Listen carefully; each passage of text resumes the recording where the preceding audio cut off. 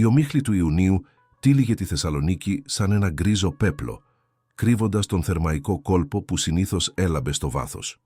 Οι πλακόστρωτοι δρόμοι γυάλιζαν υγροί κάτω από τους στήλους που δεν είχαν σβήσει ακόμα και η μυρωδιά του ζεστού ψωμιού, ανακατεμένη με φρεσκοκομμένο καφέ, πλανιόταν από τους φούρνους που άρχιζαν να ανοίγουν τις πόρτες τους. Στη βιομηχανική ζώνη, ανάμεσα σε λαμαρινένια υπόστεγα και παλιά εργοστάσια με τα τραπέντα σε μοντέρνους χώρους, το συνεργείο Βασιλείου Άουτο έλαμπε ως μια εξαίρεση αποτελεσματικότητας σε μια θάλασσα μετριότητας. Ήταν το κόσμημα του στέματος μιας αυτοκρατορίας 28 συνεργείων απλωμένων μεταξύ Θεσσαλονίκης, Αθήνας και Πάτρας, μια επιχείρηση που είχε ετήσιο τζίρο 20 εκατομμύρια ευρώ και είχε μετατρέψει τη Μαρίνα Βασιλείου σε μία από τις πιο σεβαστές επιχειρηματίες του ελληνικού αυτοκινητιστικού κλάδου. Αλλά εκείνο το πρωί η Μαρίνα δεν καθόταν στο πανοραμικό της γραφείο στο κέντρο με θέα στον κόλπο. Δεν φορούσε ένα από τα επώνυμα ταγέρ της των 1.500 ευρώ, ούτε οδηγούσε την BMW της. Είχε παρκάρει 3 τετράγωνα πιο πέρα ένα νοικιασμένο λευκό Opel Corsa του 2015. Φορούσε ξεθοριασμένο τζιν, μια απλή μπλούζα και πάνινα αθλητικά που είχε αγοράσει από ένα πολυκατάστημα. Τα σκούρα καστανά μαλλιά της, συνήθως τέλεια χτενισμένα σε έναν κομψό κότσο, ήταν πιασμένα σε μια πρόχειρη αλογοουρά. Είχε αφήσει τα μαλλιά της να μακρύνουν χωρίς να βάψει τη ρίζα για 3 εβδομάδες. Κανείς δεν θα την αναγνώριζε. 4 μήνες πριν, κατά τη διάρκεια μιας εξέτασης ρουτίνας στο νοσοκομείο Υγεία, οι γιατροί είχαν βρει κάτι. Καρκίνο στο πάγκρεας, προχωρημένο στάδιο. Της έδωσαν 8 μήνες, ίσως 1 χρόνο, με την επιθετική χημειοθεραπεία που είχε αρνηθεί. Η Μαρίνα Βασιλείου είχε περάσει 38 χρόνια χτίζοντας μία αυτοκρατορία, δουλεύοντας 16 ώρες την ημέρα, θυσιάζοντας φιλίες, σχέσεις, μια οικογένεια. Είχε παραιτηθεί από την πιθανότητα να γίνει μητέρα για χάρη των ατελείωτων συναντήσεων. Είχε αφήσει έρωτες να φύγουν λόγω των επαγγελματικών ταξιδιών. Είχε χάσει το μέτρημα των Χριστουγέννων που πέρασε μόνη στο γραφείο της και τώρα ο χρόνος, το μόνο πράγμα που τα χρήματα δεν μπορούσαν να αγοράσουν, κυλούσε ανάμεσα στα δάχτυλά της σαν την άμμο του Θερμαϊκού. Δεν είχε κληρονόμους, κανένα παιδί, κανέναν αδερφό. Οι γονείς της είχαν φύγει χρόνια πριν σε ένα ατύχημα στην Εθνική Οδό όταν επέστρεφαν από τη Βόρεια Ελλάδα. Οι ξάδερφοί της ήταν γήπες που περίμεναν μόνο την αναχώρησή της για να μοιράσουν την κληρονομιά και να πουλήσουν τα πάντα στον καλύτερο πλειοδότη. Η Μαρίνα δεν μπορούσε να το επιτρέψει αυτό. Είχε χτίσει αυτή την εταιρεία από το μηδέν, ξεκινώντας από ένα μικρό συνεργείο που κληρονόμησε από τον πατέρα της, έναν ταπεινό άνθρωπο που της είχε διδάξει ότι ένας έντιμος μηχανικός αξίζει περισσότερο από έναν ανέντιμο επιχειρηματία, μετατρέποντάς το σε κάτι για το οποίο να είναι περήφανη. Δεν μπορούσε να το αφήσει να εξαφανιστεί μαζί της. Έτσι, επινόησε ένα σχέδιο. Θα δοκίμαζε τους υπαλλήλους της, αυτούς που δούλευαν στο πάτωμα του συνεργείου, όχι τους διευθυντές με τα κοστούμια και τις γραβάτες που ήδη γνώριζε. Ήθελε να βρει κάποιον με ακεραιότητα, ειλικρίνεια, ικανότητα ηγεσίας, κάποιον που έβλεπε πέρα από το άμεσο κέρδος, κάποιον που καταλάβαινε ότι μια επιχείρηση αποτελείται από ανθρώπους, όχι μόνο από αριθμούς σε έναν ισολογισμό. Κάποιον όπως ήταν ο πατέρας της. Για 3 εβδομάδες είχε διεισδύσει στα συνεργεία της ως μια απλή υπάλληλος που έψαχνε δουλειά, παρατηρώντας, ακούγοντας, κρατώντας σημειώσεις. Στην Αθήνα είχε δει έναν επόπτη να φωνάζει σε έναν μαθητευόμενο μέχρι να τον κάνει να κλάψει για ένα ελάχιστο λάθος. Στην Πάτρα είχε παρακολουθήσει πως 2 μηχανικοί φούσκωναν τον λογαριασμό μιας νεαρής ανήπαντρης μητέρας μέχρι να τριπλασιάσουν την πραγματική αξία. Είχε δει μηχανικούς που εξαπατούσαν τους πελάτες αυξάνοντας τις τιμές, διευθυντές που κακομεταχειρίζονταν τους υπαλλήλους, ανθρώπους που έκλεβαν ανταλλακτικά για να τα μεταπολίσουν. Η εικόνα που αναδυόταν την έκανε να νιώθει τόσο άρρωστη όσο και η ασθένεια που μεγάλωνε μέσα της. Ο πατέρας της θα είχε ντραπεί, αλλά τότε, στο συνεργείο της βιομηχανικής ζώνης, γνώρισε τον Ραφαήλ Κωνσταντίνου. Ο Ραφαήλ είχε φτάσει εκείνο το πρωί στις 6:30, μισή ώρα πριν το επίσημο άνοιγμα. Η Μαρίνα τον είχε παρατηρήσει μέσα από το παράθυρο που ήταν θολό από το κρύο, καθώς ο νεαρός μηχανικός ετοίμαζε τη θέση εργασίας του με σχολαστική προσοχή. Ελέγχε τις εργαλεία ένα προς ένα. Οργάνωνε τα ανταλλακτικά με σχεδόν αιμονική ακρίβεια.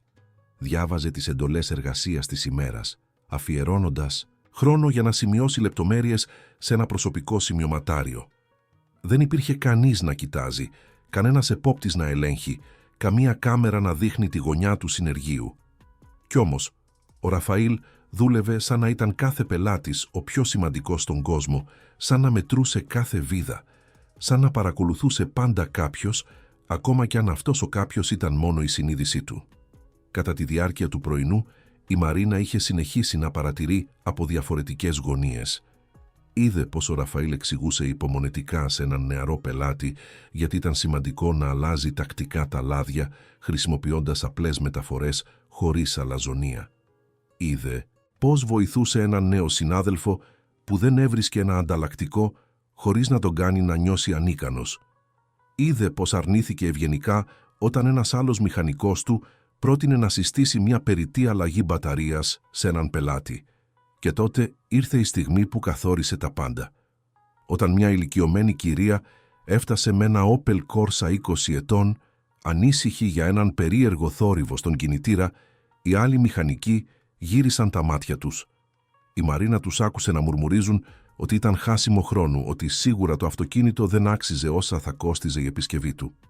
Ήταν μια δουλειά που θα πλήρωνε λίγα και θα απαιτούσε χρόνο.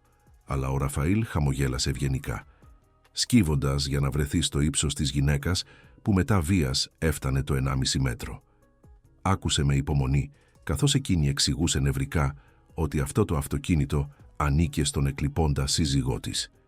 Εξέτασε το όχημα χωρίς βιασύνη, με τον σεβασμό κάποιου που εξετάζει κάτι πολύτιμο. Το πρόβλημα ήταν απλό. Ένας χαλαρός σημάντας, 10 λεπτά δουλειά. Αντί να φουσκώσει το λογαριασμό όπως θα έκαναν άλλοι, ο Ραφαήλ διόρθωσε το πρόβλημα, έλεγξε άλλα βασικά στοιχεία χωρίς επιπλέον χρέωση και ζήτησε μόνο 15 ευρώ, το ελάχιστο. Η Μαρίνα είδε την ευγνωμοσύνη στα μάτια της γυναίκας, τα δάκρυα που συγκρατούσε, καθώς ευχαριστούσε αυτόν τον νεαρό που την είχε αντιμετωπίσει με σεβασμό, αντί σαν ενόχληση, σαν κάποιον του οποίου το αυτοκίνητο και οι ανησυχίες είχαν σημασία. Και εκείνη τη στιγμή ήξερε ότι ίσως η αναζήτησή της είχε τελειώσει.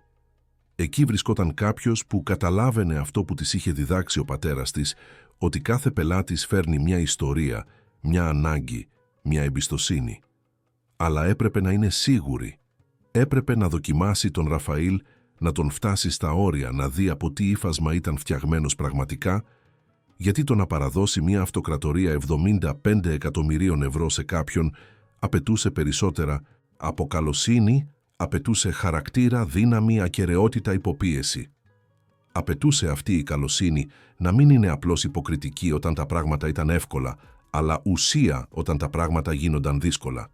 Τότε η Μαρίνα επινόησε την τελική δοκιμασία. Ήταν σχεδόν μεσημέρι όταν η Μαρίνα πλησίασε τη θέση του Ραφαήλ. Ο νεαρός μηχανικός δούλευε σε ένα ασημί Civic, το κεφάλι του κάτω από το καπό, τα χέρια του κινούνταν με την ακρίβεια χειρουργού ανάμεσα σε καλώδια και εξαρτήματα. Είχε το συγκεντρωμένο πρόσωπο κάποιου που αγαπά πραγματικά τη δουλειά του, όχι απλώς την κάνει για τον μισθό στο τέλος του μήνα. Η Μαρίνα βήξε.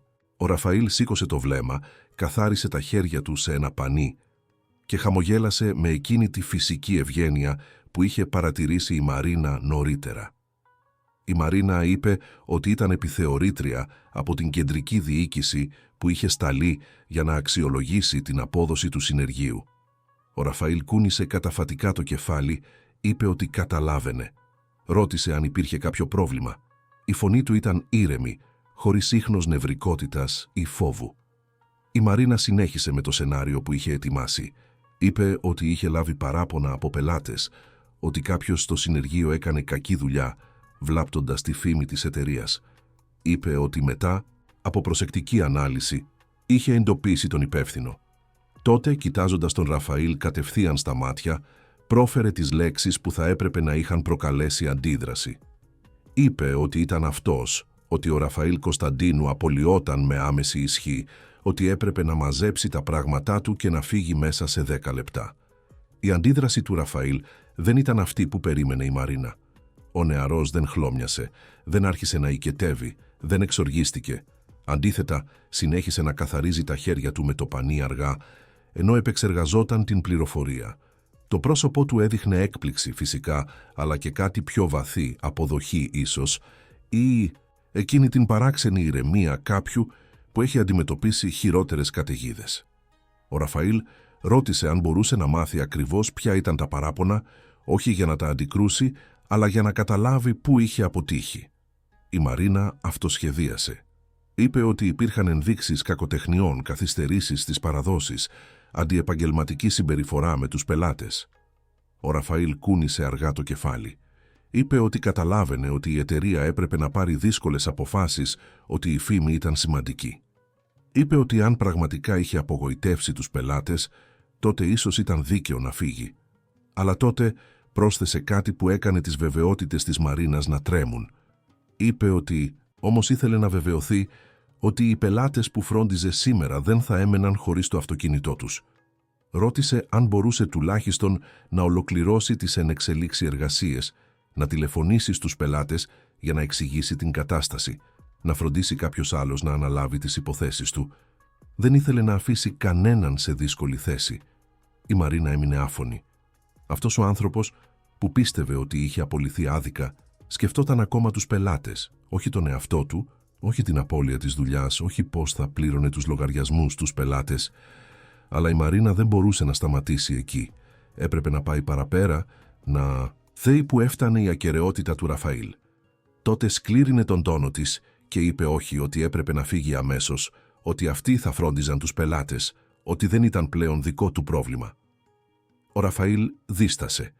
Μετά είπε ότι τουλάχιστον ήθελε να μιλήσει στους πελάτες, να εξηγήσει προσωπικά. Η Μαρίνα αρνήθηκε ξανά πιο απότομα. Είπε ότι έχανε χρόνο, ότι η απόφαση ήταν τελική, ότι κάθε επιπλέον λεπτό ήταν παραβίαση ιδιωτικής περιουσίας. Και εδώ ήρθε η απάντηση που άλλαξε τα πάντα. Ο Ραφαήλ άφησε το πανί και έβγαλε τα γάντια του με αργές και μελετημένες κινήσεις. Κοίταξε τη Μαρίνα με μάτια που δεν περιείχαν θυμό, αλλά μια βαθιά θλίψη κάποιου που γνώρισε την αδικία, αλλά επέλεξε να μην την αφήσει να τον καθορίσει. Είπε ότι δεχόταν την απόλυση, αλλά ήθελε αυτή η υποτιθέμενη επιθεωρήτρια να μάθει κάτι. Για 6 χρόνια είχε δουλέψει εκεί όχι μόνο για το μισθό, αλλά επειδή πίστευε ότι η επισκευή ενός αυτοκινήτου ήταν μια υπηρεσία. Κάθε όχημα έφερνε μαζί του τη ζωή κάποιου, τον πατέρα που έπρεπε να ταΐσει τα παιδιά του, τη μητέρα που έπρεπε να πάει το παιδί στο σχολείο, τον ηλικιωμένο για τον οποίο αυτό το αυτοκίνητο ήταν η μόνη ελευθερία που του απέμενε. Είχε δει πολλούς μηχανικούς να αντιμετωπίζουν τα αυτοκίνητα σαν αγελάδες προς άρμεγμα, φουσκώνοντας λογαριασμούς, αντικαθιστώντας περιττά ανταλλακτικά. Αυτός είχε επιλέξει να είναι διαφορετικός, γιατί κάθε βράδυ έπρεπε να κοιτάζεται στον καθρέφτη και να αναγνωρίζει τον άνδρα που αντικατοπτριζόταν. Μετά αποκάλυψε κάτι που χτύπησε τη Μαρίνα σαν γροθιά. Ο πατέρας του είχε φύγει 4 χρόνια πριν, επειδή ένας ανέντιμος μηχανικός έκανε μια πρόχειρη δουλειά στα φρένα. Από εκείνη την ημέρα είχε δώσει μια υπόσχεση πάνω από τον τάφο του. Ποτέ δεν θα επέτρεπε η δική του αμέλεια να θέσει σε κίνδυνο τη ζωή κάποιου. Κάθε βίδα που έσφυγε το έκανε σκεπτόμενος ότι κάπου ένα παιδί περίμενε τον πατέρα του να επιστρέψει στο σπίτι. Η Μαρίνα ένιωσε κάτι να σπάει μέσα της. Όλες οι βεβαιότητές της, ο κινησμός της, η υπερηφάνειά της κατέρευσαν μπροστά στην αφοπλιστική ειλικρίνεια αυτού του νεαρού που έχανε τη δουλειά του, αλλά όχι την αξιοπρέπειά του. Ο Ραφαήλ ολοκλήρωσε ζητώντας να μεταφέρει ένα μήνυμα στη Μαρίνα Βασιλείου. Είπε ότι είχε χτίσει κάτι όμορφο, είχε τη δύναμη να κάνει τη διαφορά και ήλπιζε ότι δεν θα ξεχνούσε ποτέ ότι πίσω από κάθε πελάτη υπήρχε ένας άνθρωπος που άξιζε ειλικρίνεια και σεβασμό. Μετά γύρισε για να μαζέψει τα εργαλεία του, η ώμη του κυρτωμένη αλλά το κεφάλι του ψηλά. Και η Μαρίνα Βασιλείου, που δεν είχε κλάψει από τότε που έφυγαν οι γονείς της 16 χρόνια πριν, ένιωσε τα μάτια της να καίνε. Εκείνη τη στιγμή πήρε μια απόφαση που θα άλλαζε τα πάντα. Η Μαρίνα έβγαλε την απλή μπλούζα, αποκαλύπτοντας το μεταξωτό πουκάμισο που φορούσε από μέσα. Ο Ραφαήλ γύρισε μπερδεμένος και αναγνώρισε το πρόσωπο που είχε δει μόνο σε φωτογραφίες. Η Μαρίνα Βασιλείου, η ιδιοκτήτρια. Το χρώμα εγκατέλειψε το πρόσωπο του Ραφαήλ, όχι από φόβο, αλλά από την κατανόηση ότι είχε εξαπατηθεί, δοκιμαστεί σαν πειραματόζωο. Η Μαρίνα σήκωσε ένα χέρι ζητώντας μόνο 1 λεπτό για να εξηγήσει. Του μίλησε για την κατάστασή της, για τους 8 μήνες που της απέμεναν, για την απελπισμένη ανάγκη να βρει κάποιον άξιο να συνεχίσει την κληρονομιά της. Του μίλησε για τις εβδομάδες που διείσδυε στα συνεργεία, για τη διαφθορά που βρήκε παντού και για το πώς εκείνο το πρωί είχε βρει επιτέλους αυτό που έψαχνε. Η Μαρίνα του πρόσφερε τα πάντα. Τη θέση του Γενικού Διευθυντή, έναν μισθό πολλαπλασιασμένο επί 12, την ιδιοκτησία της εταιρείας μετά την αναχώρησή της. Είπε ότι στο Ραφαήλ είχε δει τον μόνο άνθρωπο άξιο να συνεχίσει αυτό που είχε ξεκινήσει. Αλλά ο Ραφαήλ κούνησε το κεφάλι. Ήταν τιμή του, αλλά δεν μπορούσε να δεχτεί. Όχι αφού είχε εξαπατηθεί και δοκιμαστεί σαν πείραμα. Είπε ότι η ειλικρίνεια και ο σεβασμός δεν έπρεπε να αποδεικνύονται με δόλο, αλλά να αναγνωρίζονται με εμπιστοσύνη. Αν η Μαρίνα ήθελε να τον γνωρίσει πραγματικά, θα μπορούσε απλώς να του είχε μιλήσει ως άνθρωπος, αντί να κρύβεται πίσω από μία μάσκα. Τα λόγια ήταν μία ευγενική αλλά σταθερή επίπληξη. Η Μαρίνα για δεύτερη φορά συνειδητοποίησε πόσο αλαζονική είχε υπάρξει. Κάθισε σε έναν πάγκο εργασίας ξαφνικά εξαντλημένη. Είπε ότι ο Ραφαήλ είχε δίκιο, ότι είχε υπάρξει ανόητη, ότι ο φόβος την είχε κάνει απελπισμένη και η απελπισία την είχε κάνει σκληρή. Και τότε έκανε κάτι που δεν είχε κάνει σε 30 χρόνια επιχειρηματικής καριέρας. Ζήτησε συγγνώμη ειλικρινά, βαθιά, χωρίς όρους. Είπε στον Ραφαήλ ότι είχε κάνει λάθος, ότι αν ήθελε να φύγει θα το καταλάβαινε. Ο Ραφαήλ κοίταξε αυτή τη γυναίκα που είχε όλα τα χρήματα του κόσμου, αλλά έχανε τον χρόνο και είδε όχι μια αλαζονική εκατομμυριούχο, αλλά έναν φοβισμένο άνθρωπο που αναζητούσε απεγνωσμένα να αφήσει κάτι καλό πίσω του. Και σε αυτή την κατανόηση βρήκε τη συγχώρεση. Ο Ραφαήλ κάθισε στον πάγκο απέναντι από τη Μαρίνα και για αρκετά λεπτά και οι δύο παρέμειναν σιωπηλοί, περιτριγυρισμένοι από τον γνώριμο θόρυβο του συνεργείου, το βουητό των ηλεκτρικών εργαλείων, το χτύπημα μετάλλου σε μέταλλο, το ραδιόφωνο να παίζει λαϊκά στο βάθος. Ο Ραφαήλ μίλησε πρώτος. Είπε ότι δεχόταν τη συγγνώμη, αλλά αυτό δεν άλλαζε το θεμελιώδες πρόβλημα. Η Μαρίνα χρειαζόταν κάποιον να αναλάβει τα ηνία της εταιρείας και ο Ραφαήλ δεν ένιωθε κατάλληλος. Ήταν μηχανικός, όχι διευθυντής. Ήξερε να επισκευάζει κινητήρες, όχι να διαχειρίζεται ισολογισμούς.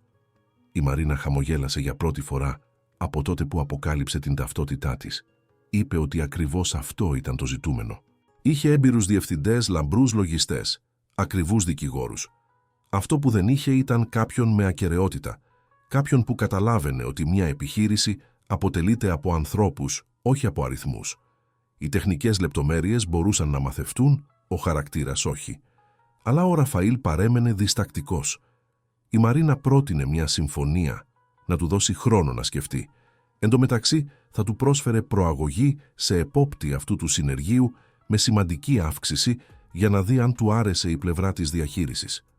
Χωρίς πίεση, χωρίς δοκιμασίες, απλώς η ευκαιρία να αναπτυχθεί με τον ρυθμό του. Ο Ραφαήλ σκέφτηκε. Μετά ζήτησε κάτι που εξέπληξε ξανά τη Μαρίνα.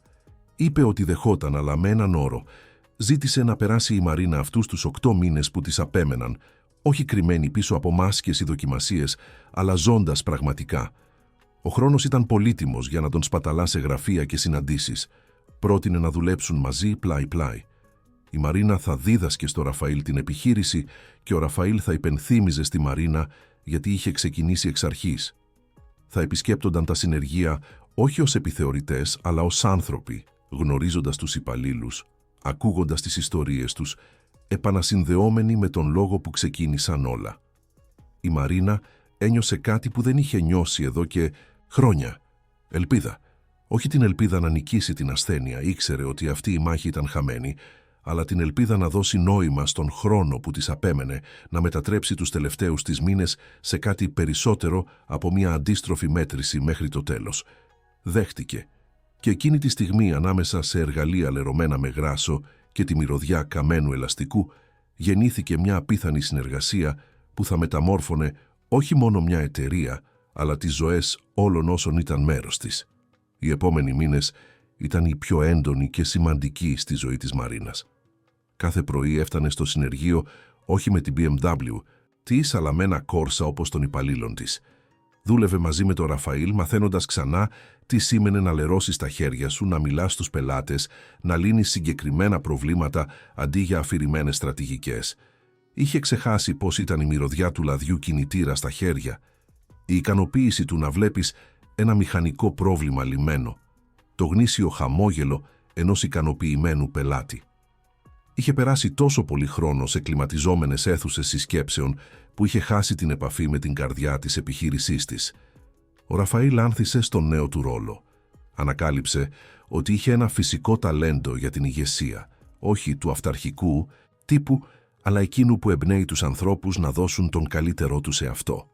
Οι υπάλληλοι του συνεργείου της βιομηχανικής ζώνης άρχισαν να δουλεύουν με περισσότερο πάθος. Οι πελάτες επέστρεφαν όλο και πιο πολύ, όχι μόνο για την εξυπηρέτηση, αλλά για το κλίμα ειλικρίνειας και φροντίδας που διαπότιζε κάθε αλληλεπίδραση. Η Μαρίνα παρακολουθούσε με δέος πώς ο Ραφαήλ κατάφερνε να βγάλει τον καλύτερο εαυτό από κάθε άτομο, πώς αναγνώριζε τα δυνατά σημεία του καθενός και τους τοποθετούσε σε θέσεις όπου μπορούσαν να λάμψουν. Υπήρχε ο Λουκάς, ο ντροπαλός νεαρός μαθητευόμενος που όλοι αγνοούσαν. Ο Ραφαήλ παρατήρησε ότι ο νεαρός είχε φωτογραφική μνήμη για ανταλλακτικά και θέσεις, οπότε τον έβαλε υπεύθυνο για την αποθήκη. Ο Λουκάς άνθησε, δημιουργώντας ένα σύστημα οργάνωσης τόσο αποτελεσματικό που μείωσε τον χρόνο αναζήτησης ανταλλακτικών κατά 40%. Υπήρχε η Κλέρι, η υπάλληλος υποδοχής που φαινόταν πάντα αγχωμένη. Ο Ραφαήλ ανακάλυψε σε μια τυχαία συζήτηση ότι λάτρευε να σχεδιάζει, οπότε τη ζήτησε να δημιουργήσει απλά εκπαιδευτικά υλικά για να κατανοούν καλύτερα οι πελάτες της υπηρεσίες. Τα σχέδια της Κλέρης έγιναν τόσο δημοφιλή που άλλα συνεργεία ζήτησαν να τα χρησιμοποιήσουν. Η Μαρίνα εφάρμοσε τις αλλαγές που πρότεινε ο Ραφαήλ. Μπόνους για την ειλικρίνεια, αντί μόνο για τα κέρδη. Υποχρεωτική ηθική εκπαίδευση. Συστήματα ανατροφοδότησης πελατών που επιβράβευαν τη διαφάνεια. Δημιούργησαν ένα πρόγραμμα όπου οι μηχανικοί μπορούσαν να καταγγέλουν λανθασμένες πρακτικές χωρίς φόβο αντιπίνων, ακόμα και με ανταμοιβές για όσους εντόπιζαν σχήματα απάτης. Και σιγά σιγά, συνεργείο μετά συνεργείο, η εταιρική κουλτούρα άρχισε να αλλάζει. Στην Αθήνα, η Μαρίνα και ο Ραφαήλ πέρασαν μια εβδομάδα στο συνεργείο της Λεωφόρου Κηφισού. Την πρώτη μέρα, η Μαρίνα συγκάλεσε μια συνάντηση με όλους τους υπαλλήλους. Αντί να κρύψει την κατάστασή της, αποφάσισε να είναι διαφανής. Τους μίλησε για τη διάγνωσή της, για την αναζήτηση ενός διαδόχου, για το πώς είχε βρει τον Ραφαήλ. Είδε δάκρυα στα μάτια σκληρών ανδρών που δούλευαν μαζί της χρόνια. Είδε ντροπή στα πρόσωπα εκείνων που ήξεραν ότι είχαν κόψει δρόμους, εξαπατήσει πελάτες. Αλλά είδε και ελπίδα, την ελπίδα ότι τα πράγματα μπορούσαν να αλλάξουν. Ο Ραφαήλ εφάρμοσε εκεί το ίδιο σύστημα που είχε λειτουργήσει στη Θεσσαλονίκη. Εβδομαδιαίες συναντήσεις όπου οποιοσδήποτε υπάλληλος μπορούσε να μιλήσει. Ένα ανώνυμο κουτί προτάσεων που ελεγχόταν κάθε Παρασκευή. Ένας πίνακας τιμής για τους μηχανικούς που λάμβαναν επένους από πελάτες. Φαινόταν απλό, σχεδόν αφελές, αλλά λειτουργούσε. Οι άνθρωποι ήθελαν να αναγνωριστούν, ήθελαν να νιώσουν ότι η δουλειά τους είχε σημασία, ήθελαν να είναι μέρος κάτι μεγαλύτερου από το να κερδίζουν απλώς έναν μισθό. Στην Πάτρα βρήκαν την πιο δύσκολη κατάσταση. Το συνεργείο του Ρίου διοικούνταν από τον Μάριο Παπαδόπουλο, έναν 55χρονο άνδρα που είχε δουλέψει για τον πατέρα της Μαρίνας. Ο Μάριος ήταν αποτελεσματικός, οι αριθμοί ήταν καλοί, αλλά ο Ραφαήλ παρατήρησε κάτι περίεργο. Οι υπάλληλοι φαίνονταν τεταμένοι, φοβισμένοι. Κανείς δεν μιλούσε ελεύθερα. Η Μαρίνα αρχικά υπερασπίστηκε τον Μάριο, άλλωστε ήταν πιστός για δεκαετίες, αλλά ο Ραφαήλ επέμεινε να ερευνήσουν βαθύτερα. Για 3 μέρες ο Ραφαήλ δούλεψε στο συνεργείο ως ένας κοινός μηχανικός. Παρατήρησε, άκουσε, έκανε φιλίες με τους νεότερους υπαλλήλους. Αυτό που ανακάλυψε ήταν σοκαριστικό. Ο Μάριος διαχειριζόταν το συνεργείο ως προσωπικό βασίλειο, φώναζε στους υπαλλήλους για ελάχιστα λάθη. Ανάγκαζε τους μηχανικούς να συστήνουν περιττές υπηρεσίες, απειλώντας με απόλυση όποιον δεν τηρούσε τις ποσοστώσεις. Υπήρχε ακόμη και ένα σχήμα όπου ο Μάριος λάμβανε προμήθειες από προμηθευτές ανταλλακτικών για να αγοράζει προϊόντα κατώτερης ποιότητας στην τιμή γνήσιων ανταλλακτικών, τσεπώνοντας τη διαφορά. Η Μαρίνα ήταν συντετριμμένη. Ο Μάριος είχε δουλέψει με τον πατέρα της, τον εμπιστευόταν απόλυτα. Πώς δεν το είχε αντιληφθεί? Ο Ραφαήλ ήταν ευγενικός, αλλά σταθερός. Είπε ότι ήταν εύκολο να μην βλέπουμε αυτό που δεν θέλουμε να δούμε, ειδικά όταν ήταν κρυμμένο κάτω από στρώματα πίστης και χρόνια συνύπαρξης. Η Μαρίνα έπρεπε να πάρει την πιο δύσκολη απόφαση της καριέρας της. Κάλεσε τον Μάριο σε μια ιδιωτική συνάντηση στο συνεργείο της Πάτρας. Ο Μάριος έφτασε με αυτοπεποίθηση, χαμογελώντας, χωρίς ιδέα για το τι επρόκειτο να συμβεί. Η Μαρίνα τον αντιμετώπισε με τα στοιχεία που είχε συγκεντρώσει ο Ραφαήλ. Είδε το πρόσωπο του Μάριου να αλλάζει από αυτοπεποίθηση σε σοκ, μετά σε θυμό, τέλος σε παραίτηση. Ο Μάριος δεν αρνήθηκε. Αντίθετα, αμήνθηκε. Είπε ότι όλοι το έκαναν αυτό, ότι έτσι λειτουργούσε η επιχείρηση, ότι τα κέρδη του συνεργείου της Πάτρας ήταν τα καλύτερα του δικτύου. Η Μαρίνα ένιωσε ναυτία. Είπε στον Μάριο ότι απολυόταν, όχι απλώς απολυόταν, αλλά ότι θα αντιμετώπιζε νομική αγωγή για υπεξαίρεση κεφαλαίων. Ο Μάριος εξεράγει. Φώναξε ότι η Μαρίνα έκανε λάθος, ότι χωρίς αυτόν το συνεργείο της Πάτρας θα κατέρεε, ότι θα το μετάνιωνε. Είπε σκληρά πράγματα για την κατάστασή της, για το πώς άφηνε έναν οποιονδήποτε μηχανικό να καταστρέψει όλα όσα είχε χτίσει.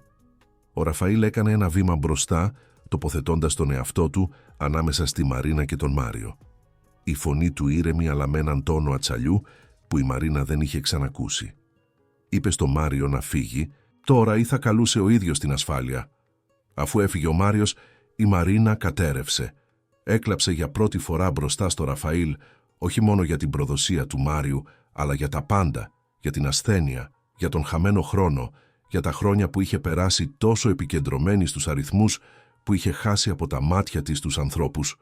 Ο Ραφαήλ την αγκάλιασε, την άφησε να κλάψει στον ώμο του, δεν είπε τίποτα γιατί δεν υπήρχαν λόγια που θα μπορούσαν να διορθώσουν αυτό που είχε σπάσει, απλώς πρόσφερε την παρουσία του, τη σιωπηλή του αλληλεγγύη.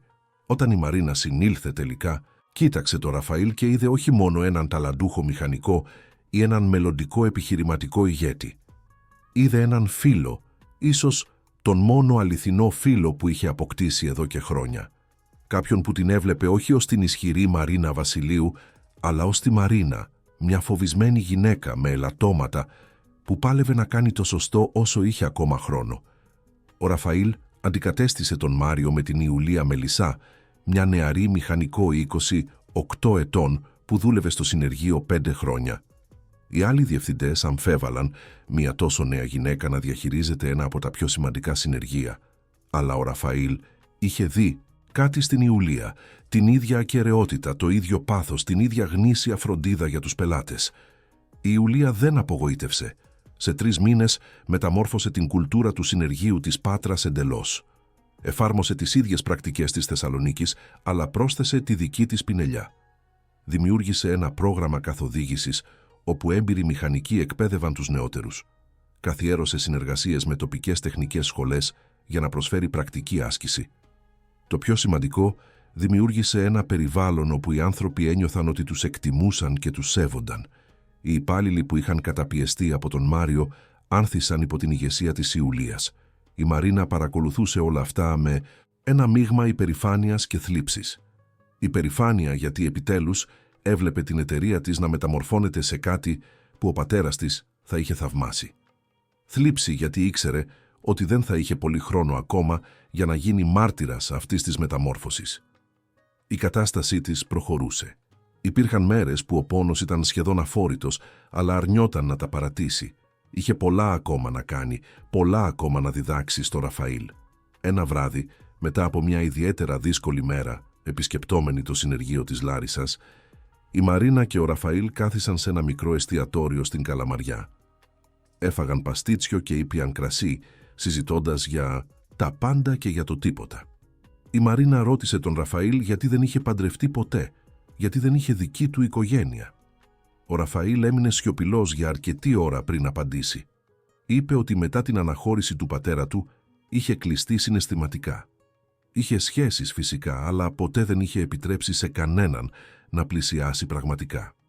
Υπήρχε φόβος να χάσει ξανά, φόβος να νοιαστεί τόσο πολύ που ο πόνος της απώλειας να είναι αφόρητος.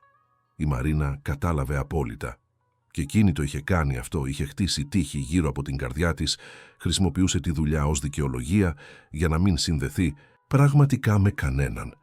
Και τώρα ήταν και οι δύο εκεί, δύο μοναχικές ψυχές που είχαν βρει η μία την άλλη στις πιο απίθανες συνθήκες. Η Μαρίνα άπλωσε το χέρι του Ραφαήλ πάνω από το τραπέζι.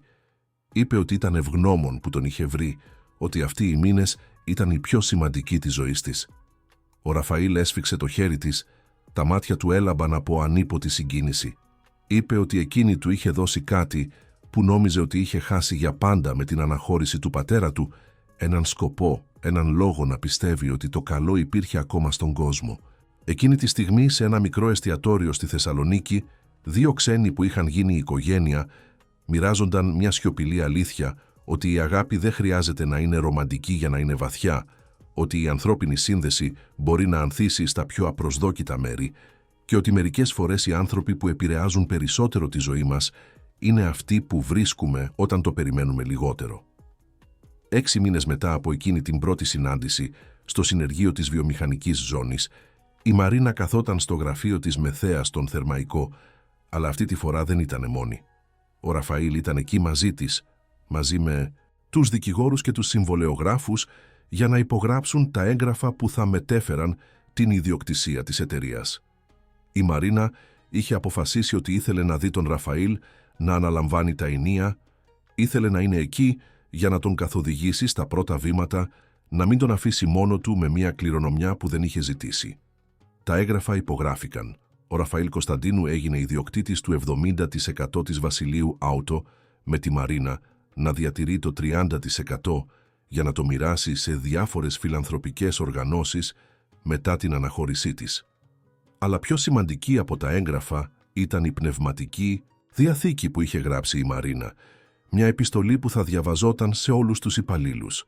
Σε αυτή την επιστολή η Μαρίνα διηγούνταν την ιστορία του πώς είχε βρει τον Ραφαήλ, της σκληρής δοκιμασίας και του μαθήματος ανθρωπιάς που είχε λάβει. Διηγούνταν πώς ένας νεαρός μηχανικός της είχε διδάξει ότι η αληθινή επιτυχία δεν μετριέται σε εκατομμύρια κερδισμένα, αλλά σε ζωές που έχουν επηρεαστεί θετικά. Ζητούσε από τους υπαλλήλους να ακολουθήσουν το παράδειγμα του Ραφαήλ, να θυμούνται ότι πίσω από κάθε αυτοκίνητο υπήρχε ένας άνθρωπος και ότι η δουλειά τους είχε τη δύναμη να προστατεύσει ή να θέσει σε κίνδυνο αυτές τις ζωές. Η επιστολή διαβάστηκε και στα 28 συνεργεία την ίδια μέρα. Η Μαρίνα επέμεινε να είναι παρούσα στην ανάγνωση στη Θεσσαλονίκη. Συγκέντρωσε όλους τους υπαλλήλους του συνεργείου της βιομηχανικής ζώνης, περισσότερα από 40 άτομα, στην κεντρική αυλή. Ο Ραφαήλ διάβασε την επιστολή δυνατά, η φωνή του έτρεμε ελαφρώς από τη συγκίνηση. Όταν τελείωσε, επικράτησε απόλυτη σιωπή. Μετά, ένας-ένας, οι υπάλληλοι άρχισαν να χειροκροτούν. Δεν ήταν απλώς χειροκρότημα, ήταν αναγνώριση, ευγνωμοσύνη.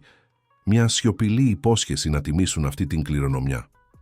Η Μαρίνα είδε δάκρυα στα μάτια ανδρών και γυναικών που είχαν δουλέψει για αυτήν χρόνια, ανθρώπους των οποίων τα ονόματα με τα βίας γνώριζε πριν από αυτό το ταξίδι. Ένιωσε ένα τσίμπημα λύπης για όλο τον χαμένο χρόνο, αλλά και μια αίσθηση ειρήνης.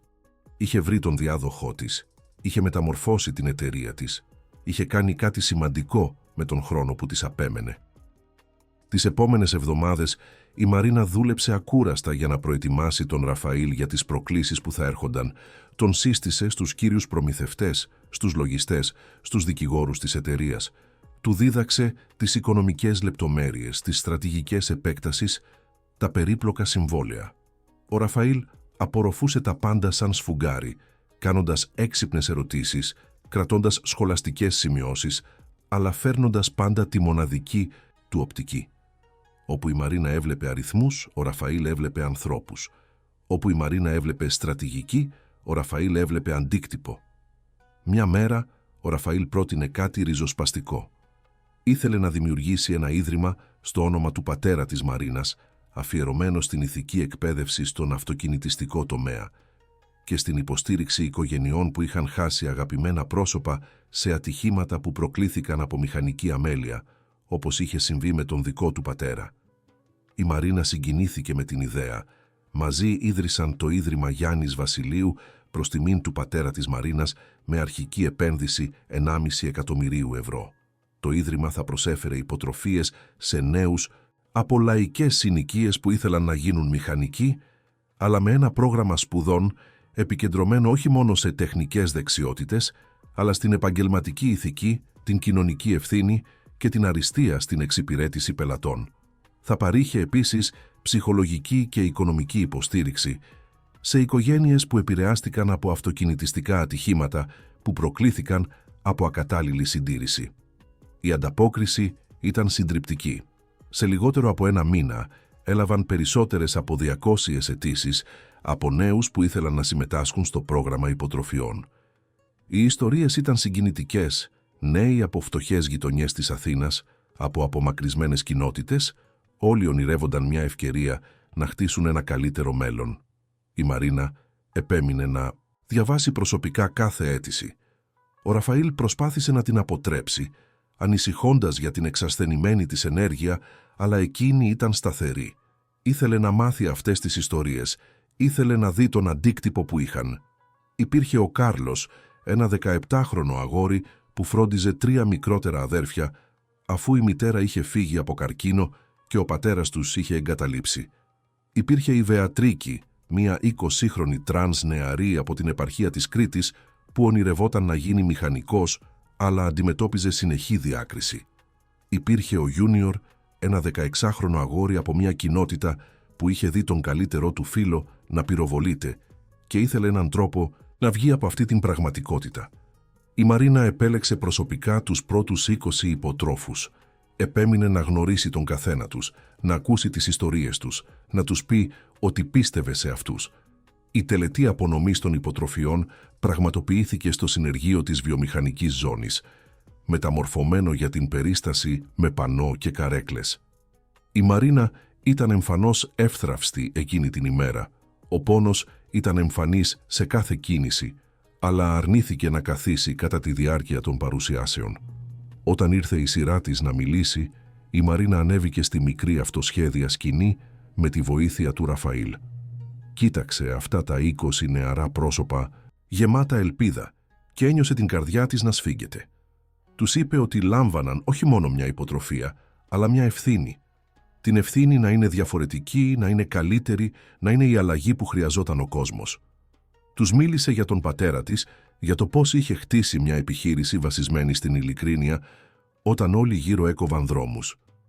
Τους μίλησε για τον Ραφαήλ, για το πώς μια απλή πράξη ακεραιότητας είχε αλλάξει την πορεία μιας αυτοκρατορίας. Μετά τους προκάλεσε. Είπε ότι ο κόσμος θα προσπαθούσε να τους διαφθείρει, να τους προσφέρει συντομεύσεις, εύκολα χρήματα, τρόπους να φουσκώσουν τιμολόγια και να εξαπατήσουν πελάτες. Είπε ότι θα υπήρχαν μέρες που το να κάνουν το σωστό θα φαινόταν αδύνατο, μέρες που η ειλικρίνεια θα φαινόταν βλακεία, αλλά τους οικέτευσε να αντισταθούν, να θυμούνται εκείνη τη στιγμή, εκείνη την υπόσχεση, γιατί κάθε φορά που επισκέβαζαν ένα αυτοκίνητο έντυμα έσωζαν δυνητικά μια ζωή. Κάθε φορά που αντιμετώπιζαν έναν πελάτη με σεβασμό, αποκαθιστούσαν την πίστη στην ανθρωπότητα. Κάθε φορά που επέλεγαν την ακεραιότητα έναντι του εύκολου κέρδους, τιμούσαν όχι μόνο τη μνήμη του πατέρα της, αλλά την ελπίδα για έναν καλύτερο κόσμο. Όταν τελείωσε, δεν υπήρχε στεγνό μάτι στην αίθουσα. Οι νεαροί υπότροφοι έκλαιγαν, οι υπάλληλοι του συνεργείου έκλαιγαν. Ακόμα και οι δικηγόροι με τα κοστούμια σκούπιζαν διακριτικά δάκρυα. Ο Ραφαήλ βοήθησε τη Μαρίνα να κατέβει από τη σκηνή. Έτρεμε από την εξάντληση, αλλά το πρόσωπό της έλαμπε με ένα φως που δεν είχε ξαναδεί. Ειρήνη, ίσως, ή ολοκλήρωση. Η αίσθηση ότι είχε κάνει κάτι που ξεπερνούσε τον δικό της περιορισμένο χρόνο στη γη. Εκείνο το βράδυ, η Μαρίνα νοσηλεύτηκε. Ο πόνος είχε γίνει αφόρητος. Οι γιατροί ήθελαν να την κρατήσουν μέσα, να ξεκινήσουν μια πιο επιθετική παρηγορητική θεραπεία, αλλά η Μαρίνα αρνήθηκε. Είπε ότι ήθελε να περάσει τον υπόλοιπο χρόνο της, όχι σε ένα νοσοκομείο, αλλά ζώντας. Ο Ραφαήλ την πήγε σπίτι. στο πολυτελές διαμέρισμα στο Κολονάκι που πάντα έμοιαζε περισσότερο με μουσείο παρά με σπίτι, αλλά για πρώτη φορά, μετά από χρόνια, αυτός ο χώρος φαινόταν ζωντανός. Ο Ραφαήλ είχε φέρει λουλούδια, είχε αγοράσει σπιτικό φαγητό από ένα εστιατόριο που λάτρευε η Μαρίνα, είχε βάλει απαλή μουσική να παίζει. Κατά τη διάρκεια των επόμενων εβδομάδων καθιέρωσαν μία ρουτίνα. Ο Ραφαήλ έφτανε κάθε πρωί, έφερνε φρέσκο καφέ και ζεστό ψωμί από τον φούρνο. Κάθονταν στο μπαλκόνι με θέα στην πόλη και συζητούσαν για τα πάντα. Για την επιχείρηση φυσικά, αλλά και για τη ζωή, για τις τύψεις, για τα ανεκπλήρωτα όνειρα. Η Μαρίνα μίλησε στον Ραφαήλ για έναν έρωτα που είχε αφήσει να φύγει 20 χρόνια πριν, έναν καθηγητή λογοτεχνίας που της είχε ζητήσει να τον παντρευτεί. Αλλά εκείνη είχε αρνηθεί επειδή ήταν πολύ επικεντρωμένη στο να χτίσει την εταιρεία. Αναρωτήθηκε φωναχτά αν είχε κάνει τη σωστή επιλογή. Ο Ραφαήλ ήταν ειλικρινής. Είπε ότι δεν υπήρχε σωστή ή λάθος απάντηση, μόνο επιλογές και συνέπειες. Η Μαρίνα είχε επιλέξει να χτίσει κάτι σημαντικό, να δημιουργήσει θέσεις εργασίας, να επηρεάσει ζωές. Ίσως να μην είχε την παραδοσιακή οικογένεια που θα μπορούσε να της είχε δώσει αυτός ο καθηγητής, αλλά είχε μια οικογένεια με άλλο τρόπο, εκατοντάδες υπαλλήλους των οποίων τις ζωές είχε αγγίξει, χιλιάδες πελάτες που είχαν ωφεληθεί από το όραμά της. Και τώρα είχε αυτόν, είχε το Ίδρυμα Γιάννης Βασιλείου, είχε μια κληρονομιά που θα συνεχιζόταν πολύ μετά από εκείνη. Η Μαρίνα χαμογέλασε μέσα από τα δάκρυα. Είπε ότι ο Ραφαήλ είχε δίκιο, ότι δεν υπήρχαν τύψεις που θα άλλαζαν το παρελθόν, μόνο επιλογές που θα διαμόρφωναν το μέλλον. Και ήταν ευγνώμων που είχε κάνει τις επιλογές που την έφεραν ως εκεί, ως εκείνη τη στιγμή, ως εκείνη την απίθανη φιλία που είχε γίνει το πιο πολύτιμο πράγμα στη ζωή της. Αλλά δεν ήταν όλα τέλεια στον κόσμο που έχτιζαν η Μαρίνα και ο Ραφαήλ. Υπήρχε αντίσταση, ειδικά από τους παλαιότερους διευθυντές που έβλεπαν τις αλλαγές του Ραφαήλ ως απειλές. Υπήρχε ο Πέτρος Αλεξίου, ο οικονομικός διευθυντής που δούλευε για τη Μαρίνα 15 χρόνια. Ο Πέτρος ήταν λαμπρός με τους αριθμούς, αλλά έβλεπε την επιχείρηση καθαρά μέσα από υπολογιστικά φύλλα και περιθώρια κέρδους. Ο Πέτρος αντιμετώπισε τον Ραφαήλ σε μια συνάντηση του Διοικητικού Συμβουλίου. Αμφισβήτησε τα μπόνους για την ειλικρίνεια, χαρακτηρίζοντας τα σπατάλη πόρων. Επέκρινε το Ίδρυμα Γιάννης Βασιλείου, λέγοντας ότι 1,5 εκατομμύριο θα μπορούσε να είχε επενδυθεί καλύτερα στην επέκταση. Πρότεινε ότι ο Ραφαήλ ήταν πολύ ιδεαλιστής, ότι ο πραγματικός κόσμος των επιχειρήσεων απαιτούσε πραγματισμό, όχι φιλοσοφία. Ο Ραφαήλ άκουσε ήρεμα, μετά απάντησε με μια ερώτηση. Ρώτησε τον Πέτρο πόσο νόμιζε ότι άξιζε η φήμη της εταιρείας, πόσο θα κόστιζε να ξαναχτιστεί η εμπιστοσύνη των πελατών αν τη έχαναν, πόσο θα άξιζε η πίστη των υπαλλήλων που πραγματικά νοιάζονταν για τη δουλειά τους. Ο Πέτρος δεν είχε απάντηση. Ο Ραφαήλ συνέχισε. Εξήγησε ότι ναι, οι αλλαγές είχαν βραχυπρόθεσμο κόστος, αλλά οι μακροπρόθεσμες αποδόσεις ήταν ανεκτήμητες. Το ποσοστό διατήρησης πελατών είχε αυξηθεί κατά 23% από τότε που εφάρμοσαν τις νέες πολιτικές. Η εναλλαγή υπαλλήλων είχε μειωθεί στο μισό. Οι διαδικτυακές αξιολογήσεις είχαν ανέβει από 3,5 αστέρια σε 4,8. Το πιο σημαντικό, έχτιζαν κάτι βιώσιμο, κάτι που δεν θα εξαρτιόταν από το να κόβουν δρόμους ή να εκμεταλλεύονται τις ευπάθειες των πελατών.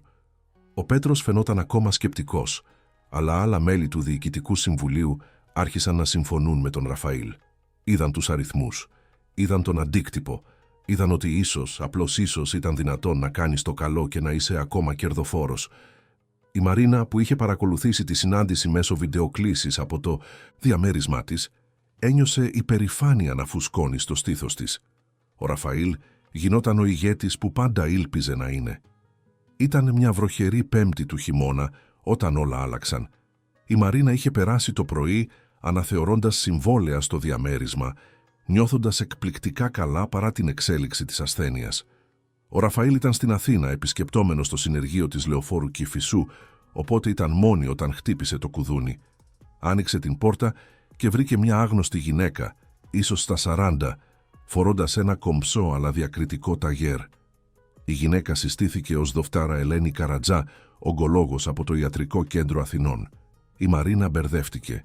Δεν είχε γιατρούς Στην Αθήνα όλη η θεραπεία της ή η έλλειψή της γινόταν στη Θεσσαλονίκη. Η Δευτέρα Ελένη ζήτησε να μπει μέσα.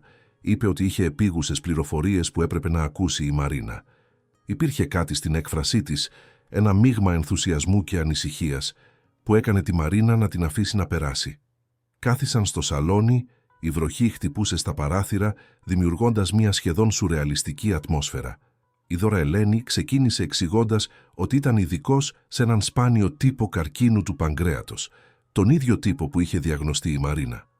Είπε ότι παρακολουθούσε την περίπτωση της Μαρίνας μέσω ενός συναδέλφου στο Πόρτο Αλέγκρε, όχι από νοσηρή περιέργεια, αλλά επειδή διεξήγαγε μια επαναστατική κλινική μελέτη.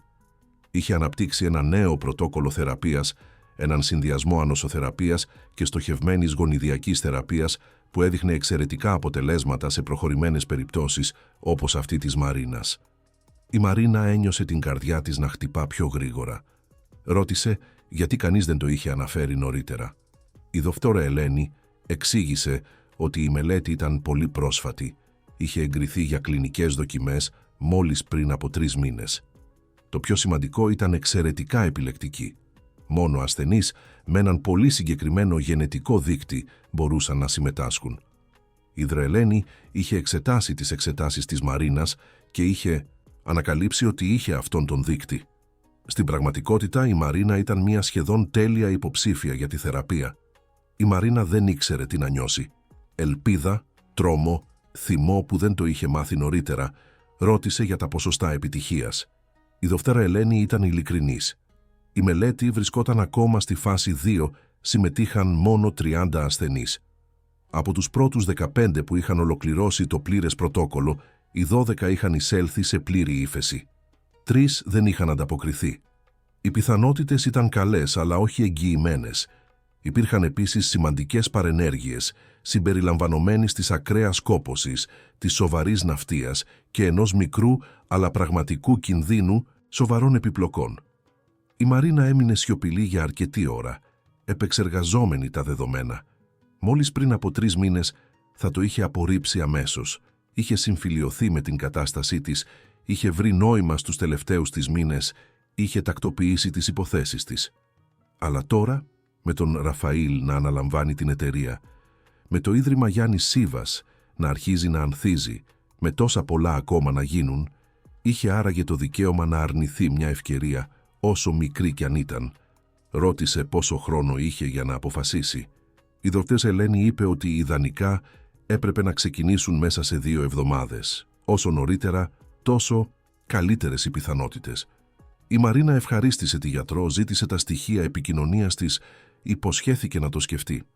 Αφού έφυγε η Δευτέρα Ελένη, η Μαρίνα κάθισε στο μπαλκόνι παρακολουθώντας τη βροχή να πέφτει πάνω από το Πόρτο Αλέγκρε. Το μυαλό της ήταν σε αναβρασμό. Είχε συμφιλιωθεί με την κατάστασή της, είχε βρει σκοπό στην προετοιμασία του Ραφαήλ.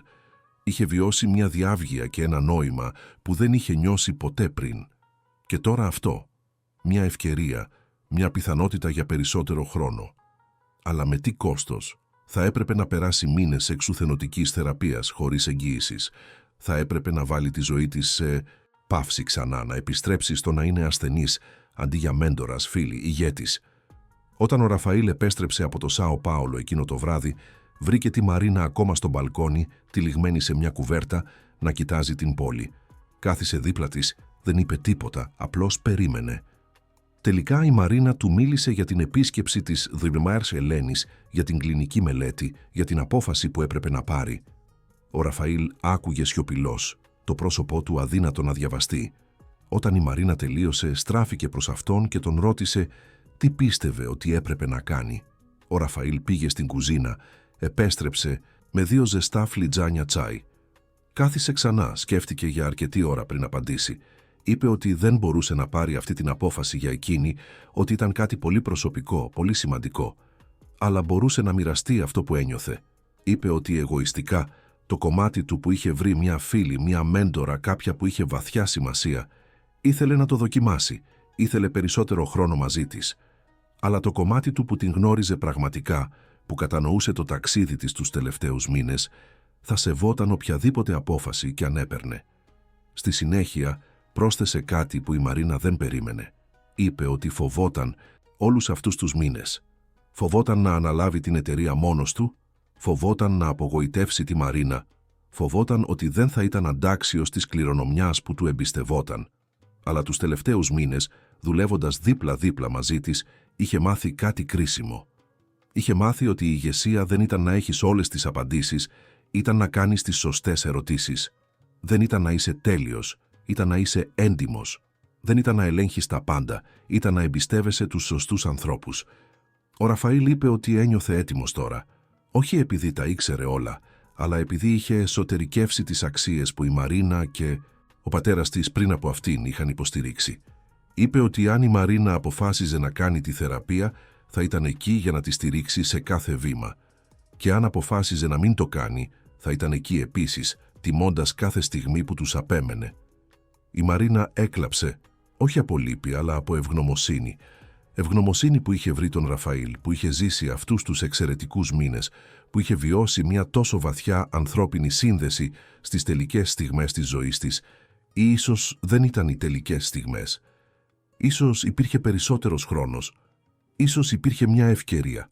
Πέρασε τις επόμενες μέρες, κάνοντας έρευνα, μιλώντας με τους γιατρούς της στο Πόρτο Αλέγκρε, διαβάζοντας ό,τι μπορούσε για την κλινική μελέτη.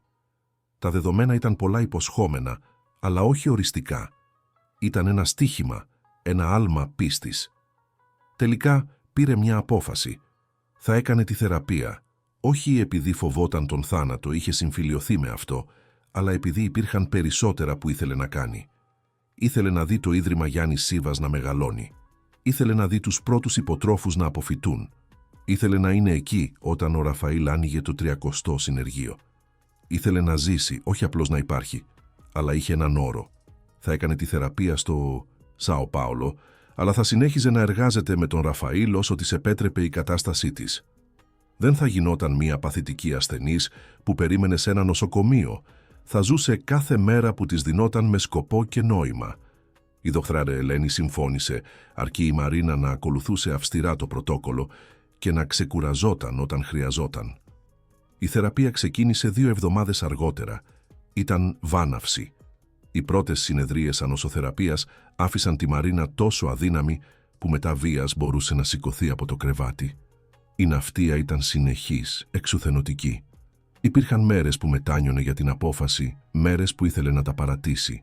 Αλλά ο Ραφαήλ ήταν πάντα εκεί. Τις καλές μέρες δούλευαν μαζί μέσω βιντεοκλήσης, αναθεωρώντας αναφορές, συζητώντας στρατηγικές, σχεδιάζοντας το μέλλον. Τις κακές μέρες, ο Ραφαήλ απλώς καθόταν δίπλα στο κρεβάτι της, στο διαμέρισμα που είχε νοικιάσει στο Σάο Πάολο, για να είναι κοντά της, διαβάζοντας δυνατά διηγούμενος ιστορίες από το συνεργείο, υπενθυμίζοντάς της γιατί πάλευε. Η Ιουλία ήρθε από το Ρίο Ντε Τζανέιρο, φέρνοντας λουλούδια και σοκολάτες που η Μαρίνα δεν μπορούσε να φάει, αλλά εκτιμούσε τη χειρονομία. Οι υπότροφοι του Ιδρύματος Γιάννης Σίβας έστειλαν γράμματα, βιντεομηνύματα, σχέδια, ο καθένας εκφράζοντας ευγνωμοσύνη και στέλνοντας θετική ενέργεια. Αλλά ήταν μια απροσδόκητη επίσκεψη που συγκίνησε περισσότερο τη Μαρίνα. Ήταν ένα Σάββατο, 3 μήνες μετά την έναρξη της θεραπείας. Η Μαρίνα είχε μια σχετικά καλή μέρα, καθισμένη στο μπαλκόνι του διαμερίσματος στο Σάο Πάολο, όταν χτύπησε το κουδούνι. Ο Ραφαήλ άνοιξε και επέστρεψε με μια ηλικιωμένη κυρία που η Μαρίνα αναγνώρισε αμέσως. Ήταν η γυναίκα με το 20 ετών Κόρσα, εκείνη της οποίας το αυτοκίνητο είχε επισκευάσει ο Ραφαήλ με τόση ευγένεια μήνες πριν στο συνεργείο του Πόρτο Αλέγκρε, η στιγμή που είχε πείσει τη Μαρίνα ότι ο Ραφαήλ ήταν ξεχωριστός. Η κυρία, που συστήθηκε ως κυρία Τερέζα, εξήγησε ότι είχε διαβάσει για τη Μαρίνα στο επιχειρηματικό περιοδικό, για τη θεραπεία της, για την ιστορία της με τον Ραφαήλ. Είχε ταξιδέψει από το Πόρτο Αλέγκρε μέχρι το Σάο Πάολο, 6 ώρες με λεωφορείο, μόνο και μόνο για να την ευχαριστήσει προσωπικά. Είπε ότι εκείνη η μέρα στο συνεργείο, όταν ο Ραφαήλ αντιμετώπισε το παλιό της Κόρσα με σεβασμό, όταν δεν την έκανε να νιώσει σαν ενόχληση, είχε αποκαταστήσει την πίστη της στην ανθρωπότητα. Είπε ότι αν η Μαρίνα είχε δημιουργήσει ένα περιβάλλον όπου άνθρωποι σαν τον Ραφαήλ μπορούσαν να ανθίσουν, τότε ήταν υπεύθυνη για πολύ περισσότερη καλοσύνη στον κόσμο από όσοι θα μάθαινε ποτέ. Η κυρία Τερέζα έβγαλε κάτι από την τσάντα της. Ήταν μια χειροποίητη κουβέρτα υφασμένη με χρωματιστά νήματα σε παραδοσιακά μοτίβα της περιοχής Γκαούτσο. Είπε ότι είχε περάσει 2 μήνες φτιάχνοντάς την, ότι ήταν ο τρόπος της να ανταποδώσει την ευγένεια που είχε λάβει.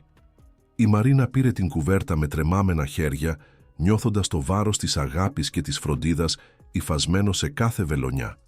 Δεν μπορούσε να μιλήσει, απλώς αγκάλιασε την κυρία Τερέζα, 2 γυναίκες χωρισμένες από την ηλικία και τις συνθήκες, ενωμένες από μια στιγμή κοινής ανθρωπιάς. Αφού έφυγε η κυρία Τερέζα, η Μαρίνα τυλίχτηκε στην κουβέρτα και κάτι μέσα της άλλαξε. Συνειδητοποίησε ότι δεν πάλευε μόνο για περισσότερο χρόνο για τον εαυτό της. Πάλευε για όλους εκείνους που είχε αγγίξει, όλους εκείνους που η ιστορία της και του Ραφαήλ είχε εμπνεύσει, όλους εκείνους που χρειάζονταν να πιστέψουν ότι η καλοσύνη και η ακεραιότητα εξακολουθούσαν να έχουν σημασία σε αυτόν τον κόσμο. Οι επόμενοι μήνες ήταν ένα τρενάκι του Λούνα Πάρκ με σκαμπανεβάσματα. Υπήρχαν εβδομάδες που η Μαρίνα ένιωθε σχεδόν φυσιολογική, συμμετέχοντας σε συναντήσεις, επισκεπτόμενη συνεργεία, δουλεύοντας στην επέκταση του Ιδρύματος. Υπήρχαν εβδομάδες που μετά βίας μπορούσε να σηκωθεί από το κρεβάτι όταν ο πόνος και η ναυτία ήταν τόσο έντονα που αμφισβητούσε αν άξιζε τον κόπο. Αλλά αργά σταδιακά κάτι αξιοσημείωτο άρχισε να συμβαίνει. Οι καρκινικοί δείκτες της εξετάσεις αίματός της άρχισαν να πέφτουν. Οι απεικονίσεις έδειχναν ότι οι όγκοι συρρυκνώνονταν. Η Δρέτα Ελένη ήταν συγκρατημένα αισιόδοξη, τονίζοντας ότι ήταν ακόμα νωρίς, ότι δεν υπήρχαν εγγυήσεις, αλλά τα σημάδια ήταν ενθαρρυντικά. Η Μαρίνα επέτρεψε στον εαυτό της να νιώσει κάτι που δεν είχε νιώσει εδώ και μήνες. Πραγματική, απτή ελπίδα, η δυνατότητα όχι μόνο για περισσότερο χρόνο, αλλά για ένα μέλλον. 2 χρόνια μετά από εκείνη τη βροχερή χειμωνιάτικη μέρα που η Δόρες Ελένη εμφανίστηκε στην πόρτα της, η Μαρίνα Σίβας βρισκόταν στη σκηνή του συνεδριακού κέντρου του ξενοδοχείου Σέρατον στο Πόρτο Αλέγκρε.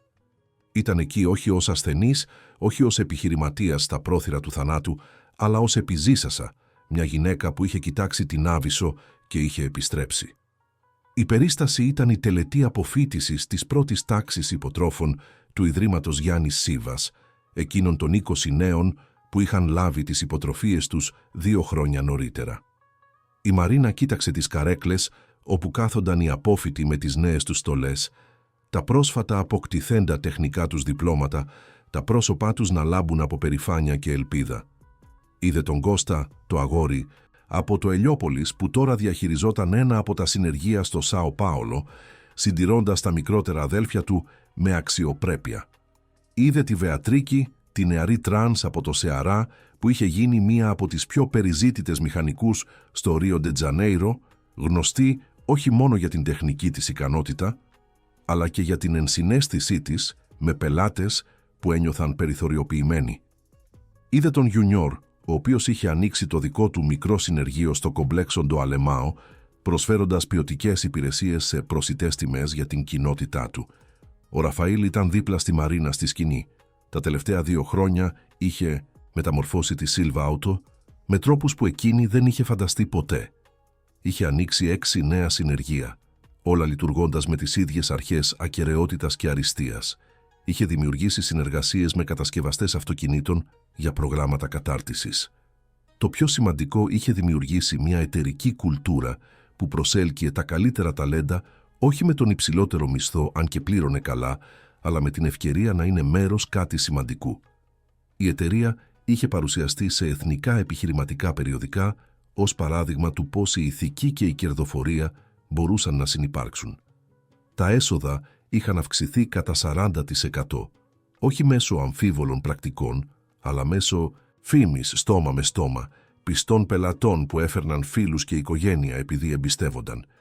Η Μαρίνα ένιωσε ένα κύμα περηφάνειας καθώς παρακολουθούσε τον Ραφαήλ να μιλά στους αποφύτους. Είχε μεγαλώσει τόσο πολύ, όχι μόνο ως επιχειρηματικός ηγέτης, αλλά ως άνθρωπος. Είχε ανοιχτεί συναισθηματικά, επιτρέποντας τον εαυτό του να συνδεθεί με άλλους με τρόπους που δεν είχε κάνει ποτέ πριν από την απώλεια του πατέρα του. Όταν ήρθε η σειρά της Μαρίνας να μιλήσει, περπάτησε στο πόντιουμ χωρίς βοήθεια. Κάτι που δεν θα ήταν δυνατό πριν από 2 χρόνια. Οι πιο πρόσφατες εξετάσεις είχαν δείξει ότι βρισκόταν σε πλήρη ύφεση. Η Δούθρα Ελένη ήταν επιφυλακτική, τονίζοντας ότι ο καρκίνος του παγκρέατος μπορούσε να επιστρέψει, ότι θα χρειαζόταν συνεχή παρακολούθηση για το υπόλοιπο της ζωής της, αλλά προς το παρόν η Μαρίνα ήταν απαλλαγμένη από την ασθένεια. Ελεύθερη να ζήσει, ελεύθερη να σχεδιάσει ένα μέλλον που νόμιζε ότι δεν είχε. Η Μαρίνα κοίταξε το κοινό, όχι μόνο τους αποφύτους, αλλά εκατοντάδες άλλους ανθρώπους που είχαν έρθει να γιορτάσουν. Υπάλληλοι από όλα τα 28 συνεργεία, πιστοί πελάτες, εκπρόσωποι φιλανθρωπικών οργανώσεων, δημοσιογράφοι. Ακόμα και ο Πέτρος Αλεξίου, ο σκεπτικιστής οικονομικός διευθυντής, που είχε γίνει ένας από τους μεγαλύτερους υποστηρικτές των νέων πολιτικών, αφού είδε τα οικονομικά αποτελέσματα. Ξεκίνησε την ομιλία της όχι με στατιστικά στοιχεία ή επιχειρηματικά επιτεύγματα, αλλά με μια ιστορία. Διηγήθηκε για ένα ομιχλώδες χειμωνιάτικο πρωινό πριν από 2 χρόνια, όταν μπήκε σε ένα συνεργείο μεταμφιεσμένη, απελπισμένη να βρει κάποιον άξιο της κληρονομιάς της.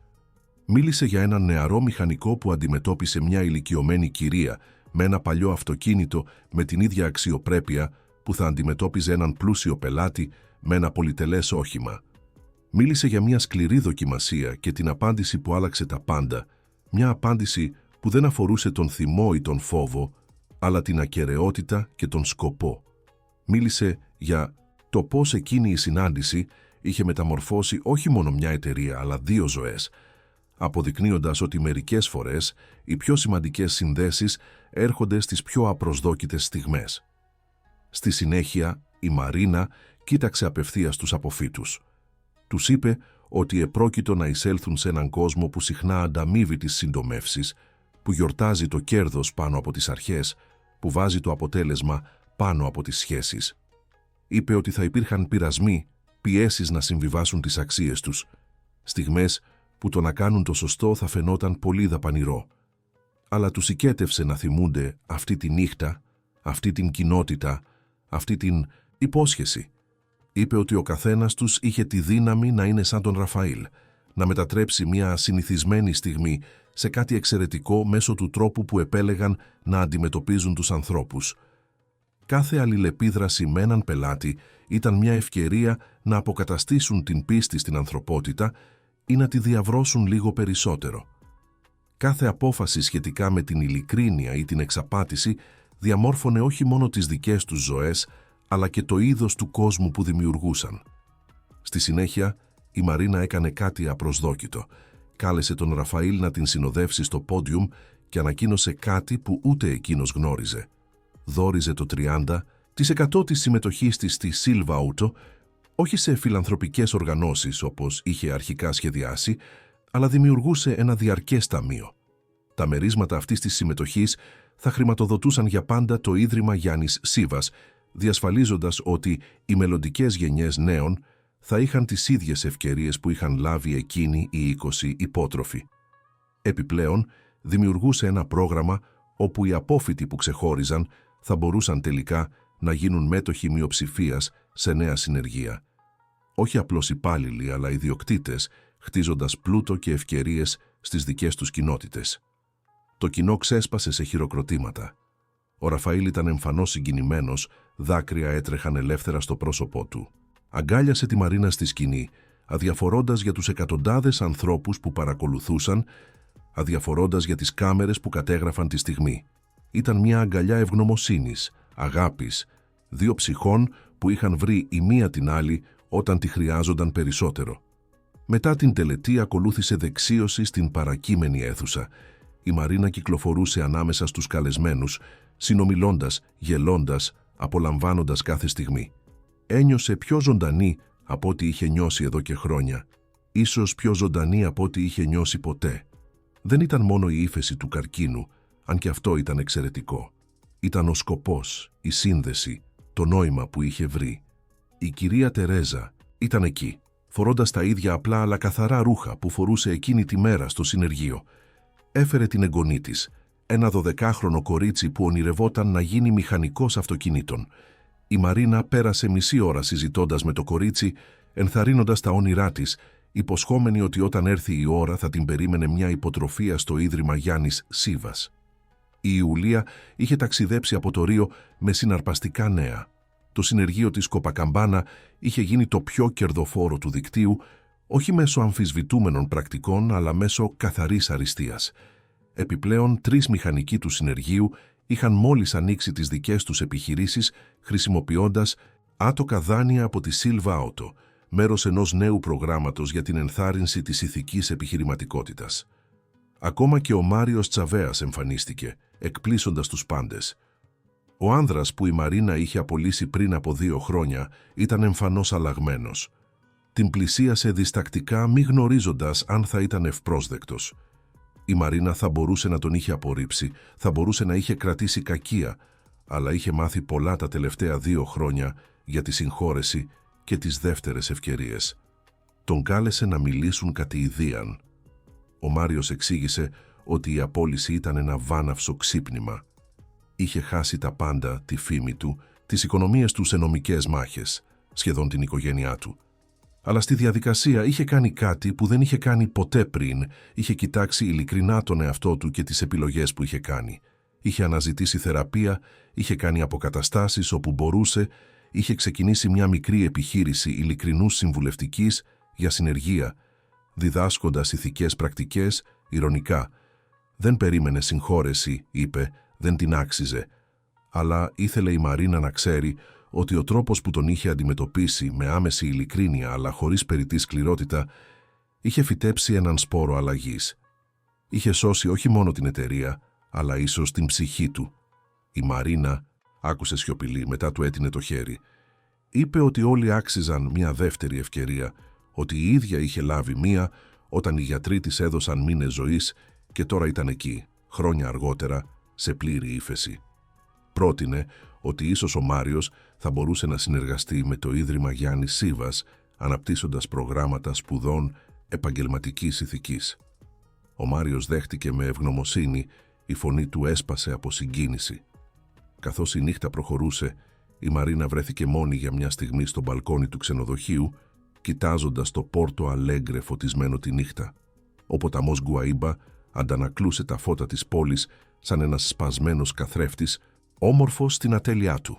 Ο Ραφαήλ την πλησίασε, φέρνοντας 2 ποτήρια σαμπάνια. Έκαναν πρόποση σιωπηλά, 2 απίθανοι φίλοι που είχαν γίνει οικογένεια, 2 επιζώντες διαφορετικών καταιγίδων που είχαν βρει γαλήνη στην παρουσία ο ένας του άλλου. Ο Ραφαήλ έσπασε τη σιωπή. Είπε ότι υπήρχε κάτι που ήθελε να ρωτήσει τη Μαρίνα εδώ και μήνες, αλλά ποτέ δεν είχε βρει τη σωστή στιγμή. Τώρα, αυτή τη νύχτα γιορτής φαινόταν κατάλληλο. Ρώτησε αν η Μαρίνα μετάνιωνε ποτέ, που δεν είχε κάνει παιδιά, που δεν είχε μια παραδοσιακή οικογένεια. Η Μαρίνα σκέφτηκε για αρκετή ώρα πριν απαντήσει. Είπε ότι πριν από εκείνο το πρωινό στο συνεργείο θα έλεγε ναι, ότι αυτή ήταν η μεγαλύτερη της μετάνοια. Αλλά τώρα καταλάβαινε ότι η οικογένεια δεν ήταν μόνο αίμα ή βιολογία. Η οικογένεια ήταν επιλογή. Ποιον επέλεγες να αγαπήσεις, ποιος επέλεγες να είναι δίπλα σου, ποιος επέλεγες να μεταφέρει την κληρονομιά σου. Ο Ραφαήλ ήταν η οικογένειά της, η Ιουλία ήταν η οικογένειά της, οι 20 υπότροφοι ήταν η οικογένειά της, οι εκατοντάδες υπάλληλοι που επέλεγαν κάθε μέρα να τιμούν τις αξίες που εκείνη και ο πατέρας της είχαν καθιερώσει ήταν η οικογένειά της. Και ίσως κατά κάποιον τρόπο είχε κάνει παιδιά, όχι με τη βιολογική έννοια, αλλά με την έννοια των ιδεών, των αξιών, ενός οράματος για το πώς θα μπορούσε να διεξάγεται η επιχείρηση που θα συνέχιζε να πολλαπλασιάζεται και να μεγαλώνει πολύ μετά από αυτήν. Ο Ραφαήλ χαμογέλασε, τα μάτια του έλαμπαν από ανίποτα δάκρυα. Είπε ότι η Μαρίνα του είχε δώσει κάτι πολύτιμο, όχι μόνο μια εταιρεία ή μια ευκαιρία, αλλά έναν σκοπό, έναν λόγο να πιστεύει ότι το να είσαι καλός δεν ήταν αφέλεια, αλλά θάρρος.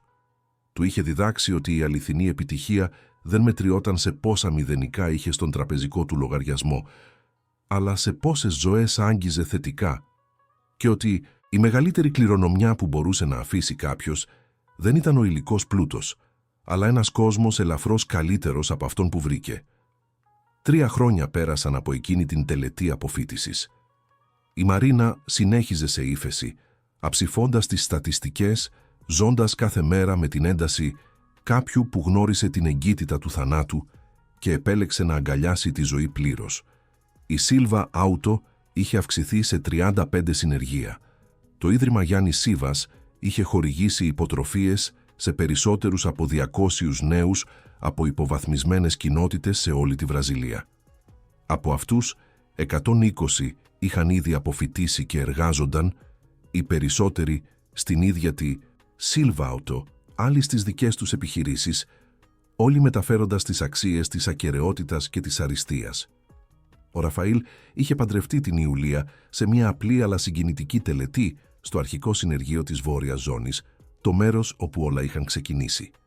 Η Μαρίνα ήταν η κουμπάρα φυσικά. Το πρώτο παιδί του ζευγαριού, ένα εύρωστο αγόρι με τα σκούρα μάτια του πατέρα του και το χαμόγελο της μητέρας του, ονομάστηκε Γιάννης προς τιμήν του παππού της Μαρίνας. Ο Ραφαήλ έφερνε το μωρό να επισκέπτεται τη Μαρίνα συχνά και εκείνη θαύμαζε την τελειότητα των μικροσκοπικών του δαχτύλων, την απόλυτη εμπιστοσύνη στα μάτια του όταν την κοιτούσε. Μία μέρα, κρατώντας τον μικρό Γιάννη στην αγκαλιά της, η Μαρίνα συνειδητοποίησε ότι είχε λάβει κάτι που νόμιζε ότι είχε χάσει για πάντα. Όχι μόνο περισσότερο χρόνο, αλλά σκοπό, σύνδεση, αγάπη στις πολλές της μορφές. Είχε ξεκινήσει το ταξίδι της μεταμόρφωσης απελπισμένη, φοβισμένη, μόνη, ψάχνοντας κάποιον να μεταφέρει την κληρονομιά της επειδή δεν υπήρχε κανείς στη ζωή της που να είχε αρκετή σημασία. Είχε τελειώσει περιτριγυρισμένη από οικογένεια, όχι με τον παραδοσιακό τρόπο, αλλά με κάτι πιο όμορφο, μια επιλεγμένη οικογένεια, χτισμένη μέσω κοινών αξιών και αμοιβαίου σεβασμού. Η Silva Auto δημοσίευσε τα απομνημονεύματά της σε ένα βιβλίο με τίτλο απλώς «Δύο πορείες, ένα ταξίδι». Έγινε ένα απροσδόκητο best seller, όχι μόνο στον κόσμο των επιχειρήσεων, αλλά και πέρα από αυτόν. Άνθρωποι από όλα τα κοινωνικά στρώματα συγκινήθηκαν από την ιστορία μιας πλούσιας επιχειρηματία που έμαθε ότι ο αληθινός πλούτος δεν μπορεί να κατατεθεί σε μια τράπεζα και ενός ταπεινού μηχανικού που απέδειξε ότι η ακεραιότητα είναι ανεκτήμητη. Το βιβλίο υιοθετήθηκε σε σχολές διοίκησης επιχειρήσεων σε όλη τη χώρα, όχι ως τεχνικό εγχειρίδιο, αλλά ως υπενθύμηση ότι στο τέλος αυτό που μετράει δεν είναι πόσα συσσωρεύεις, αλλά πόσα δίνεις. Η Μαρίνα βρισκόταν στο γραφείο της με θέα στον Γκουαΐμπα ένα ηλιόλουστο ανοιξιάτικο απόγευμα, όταν έλαβε μια ειδική επιστολή. Ήταν από την Ελληνική Ένωση Ηθικής Επιχειρηματικότητας, μια οργάνωση που δεν ήξερε καν ότι υπήρχε. Της απένιμαν, μαζί με τον Ραφαήλ, το ετήσιο βραβείο τους για τη μετασχηματιστική ηγεσία, αναγνωρίζοντας όχι μόνο την εμπορική επιτυχία της Silva Auto, αλλά και τον κοινωνικό αντίκτυπο του Ιδρύματος Γιάννης Σίβας και το μοντέλο που είχαν δημιουργήσει για ηθικές επιχειρήσεις. Η τελετή απονομής θα γινόταν στην Βραζίλια. Η Μαρίνα και ο Ραφαήλ ταξίδεψαν μαζί, όπως είχαν κάνει τόσες φορές τα τελευταία χρόνια. Στο αεροπλάνο μίλησαν για τα πάντα και για τίποτα, άνετοι στη σιωπή ο ένας του άλλου, όταν οι λέξεις δεν ήταν απαραίτητες. Ο Ραφαήλ ανέφερε τυχαία ότι σκεφτόταν να επεκταθεί στα βορειοανατολικά, ίσως να ανοίξει συνεργεία στο Ρεσίφε και το Σαλβαδόρ. Η Μαρίνα χαμογέλασε. Ο προστατευόμενός της είχε γίνει δάσκαλος, όχι μόνο αναπαράγοντας αυτό που είχε χτίσει εκείνη, αλλά πηγαίνοντας το πέρα, σε μέρη και δυνατότητες που εκείνη δεν είχε φανταστεί ποτέ. Στην τελετή, όταν ανέβηκαν στη σκηνή για να παραλάβουν το βραβείο, η Μαρίνα κοίταξε το κοινό και είδε πρόσωπα από όλη τη Βραζιλία, επιχειρηματίες, εκπαιδευτικούς, κοινωνικούς ακτιβιστές, όλοι ενωμένοι από την πεποίθηση ότι οι επιχειρήσεις μπορούσαν να είναι μια δύναμη για το καλό. Ένιωσε ένα κύμα συγκίνησης τόσο δυνατό που έπρεπε να σταματήσει πριν μιλήσει. Όταν τελικά βρήκε τη φωνή της, δεν μίλησε για επιχειρηματικές στρατηγικές ή περιθώρια κέρδους. Μίλησε για μια χειμωνιάτικη στιγμή, πριν από 5 χρόνια, όταν νόμιζε ότι η ζωή της τελείωνε και ανακάλυψε ότι μόλις ξεκινούσε. Μίλησε για το πώς το μεγαλύτερο δώρο που έλαβε ποτέ δεν ήταν η ύφεση του καρκίνου, αν και ήταν ευγνώμων για αυτό, αλλά η ευκαιρία να γνωρίσει τον Ραφαήλ, να μεταμορφώσει την εταιρεία της, να δημιουργήσει κάτι που θα είχε σημασία αφού έφευγε.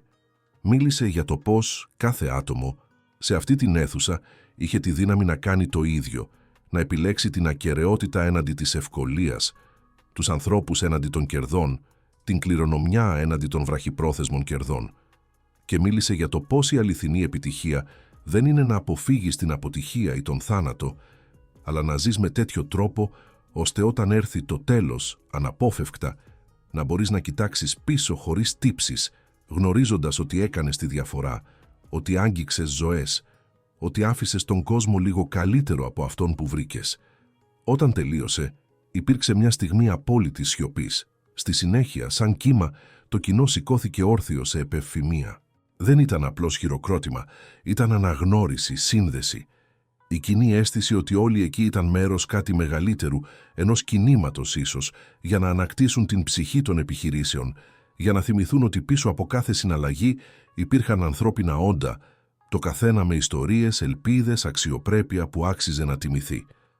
Αργότερα εκείνο το βράδυ, η Μαρίνα βρέθηκε μόνη στο δωμάτιο του ξενοδοχείου της, κοιτάζοντας τα φώτα της Μπραζίλια μέσα από το παράθυρο. Σκέφτηκε το ταξίδι που είχε κάνει, από εκείνο το ομιχλώδες πρωινό, όταν μπήκε στο συνεργείο μεταμφιεσμένη μέχρι αυτή τη στιγμή, γιορταζόμενη όχι για τον πλούτο της, αλλά για την ανθρωπιά της. Σκέφτηκε τον πατέρα της, για το πόσο περήφανος θα ήταν όχι για τα εκατομμύρια που είχε συσσωρεύσει, αλλά για τις ζωές που είχε αγγίξει.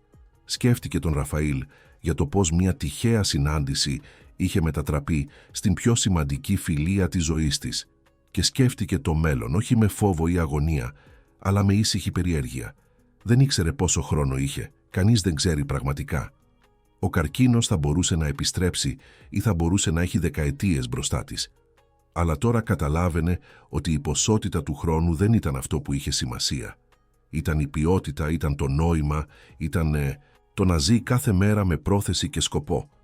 Είχε μάθει επιτέλους, το μεγαλύτερο μάθημα απ' όλα, ότι η ζωή δεν μετριέται στις ανάσες που παίρνουμε, αλλά στις στιγμές που μας κόβουν την ανάσα, στις συνδέσεις που κάνουμε, στην αγάπη που μοιραζόμαστε, στο καλό που κάνουμε. Και με αυτό το μέτρο η Μαρίνα Σίβας είχε ζήσει περισσότερο τα τελευταία 5 χρόνια από ό,τι σε όλα τα προηγούμενα χρόνια μαζί. Τέλος της ιστορίας, αγαπητοί ακροατές, ελπίζουμε η ιστορία της Μαρίνας και του Ραφαήλ να άγγιξε τις καρδιές σας με τον ίδιο τρόπο που άγγιξε τη δική μας κατά τη δημιουργία της. Αν συγκινηθήκατε από αυτό το ταξίδι μεταμόρφωσης, λύτρωσης και ελπίδας, μην παραλείψετε να εγγραφείτε στο κανάλι μας για να παρακολουθήσετε περισσότερες εμπνευσμένες ιστορίες σαν αυτή. Αφήστε το like σας σε αυτό το βίντεο και στα σχόλια πείτε μας ποια στιγμή σας συγκίνησε περισσότερο. Ήταν η δοκιμασία της Μαρίνας, η αξιοπρεπής απάντηση του Ραφαήλ, η ανατροπή της ύφεσης ή ίσως η γέννηση του μικρού Γιάννη. Θέλουμε να ακούσουμε τη γνώμη σας. Μοιραστείτε αυτή την ιστορία με κάποιον που χρειάζεται να πιστέψει ότι η καλοσύνη εξακολουθεί να έχει σημασία, ότι η ακεραιότητα εξακολουθεί να αξίζει, ότι ποτέ δεν είναι αργά για να αλλάξεις ή να βρεις τον σκοπό σου.